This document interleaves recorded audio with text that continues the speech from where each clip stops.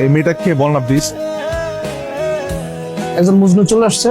তোর কি মনে হয় ছেলেটা কি ওকে পটাচ্ছে? মামা, এই হেল্প করতে করতে কিন্তু প্রেমটা হয়ে যায়। তাহলে কি আমিও ট্রাই করব? অবশ্যই করা উচিত।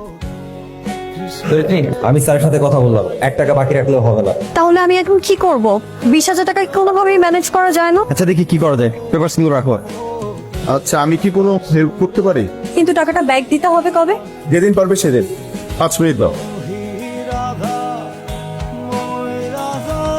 আমরা কি কালকে 1 কাপ কফি খেতে পারি একসাথে? ওকে।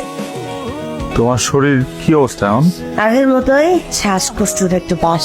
তোমার তো কত বললাম ডাক্তারের কাছে যাও, ডাক্তারের কাছে যাও, আমার কথা তো শুনো না। ডাক্তার দিক তো দেখে কোনো লাভ হয় না, খামাখা টাকা পয়সা খরচ হয়। তোর আব্বাই সামান্য কিছু টাকা তোর লেখাপড়ার জন্য ব্যাংকে রেখে গেছে, ওইটা দিয়ে তুই লেখাপড়া করবি। আর ডাক্তার দেখে কোনো লাভ নাই, আমারে মরণ রোগে ধরছে। তোমার না খুব শখ আমার বিয়ে দিবা? ওই আগে লেখাপড়া কর, চাকরি বাকরি কর, তারপরে বিয়া। বেকার থেকে বিয়ে করবি নাকি? ধরিত্রীকে পড়ানোর জন্য তুই গাড়ি ভাড়া করছিস? ধরিত্রী দেখলে ইমপ্রেস হয়ে যাবে। ভাড়া কত নিল?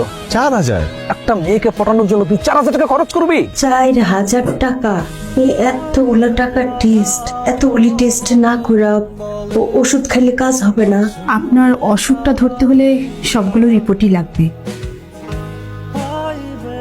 আসলে আমার খুব ইচ্ছে ছিল আমার রাজ্যের মহারানীকে মানে তোমাকে কোন একটি মনোরম পরিবেশে কফি খাওয়াতে নিয়ে যাব। আমি বুঝি মহারানী? যে এই যে মহারানী, আপনার কফি। আমি তো ভেবেছিলাম আপনি কোনো কফি শপে নিয়ে আমাকে কফি খাওয়াবেন। সেটা তো সবাই করে, আমি আমার মহারানীর জন্য স্পেশাল কিছু করতে চেয়েছিলাম। আপনি খুশি হন নাই? মহারানী অভিভূত, আবেগ আপ্লুত, বিমোহিত। মহারানীর কাছে একটা জিনিস চাইলে সে কি রাখবে? হ্যাঁ, রাখবে। কি ইচ্ছে যুবক আপনার? কি জানা, মন খুলে বলতে পারে। আমি মহারানীকে চাই। মানে? মানে আই লাভ ইউ, প্রেমে পড়ে গেছে তোমার। আই লাভ ইউ টু বলতে হবে? হ্যাঁ। I love you two.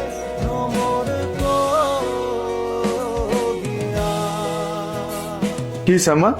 সত্যি না, হ্যাঁ কাজ উঠছিল। তুই আমার নিয়ে কোনো চিন্তা ভাবনা করিস না, তুই ভালো করে লেখাপড়া কর। দেখ এই যে আমি অসুস্থ, আমার সমিতির চাকরিটাও চলে গেল, তুই লেখাপড়া কর। ভালো লেখাপড়া করে ভালো চাকরি নিতে হবে।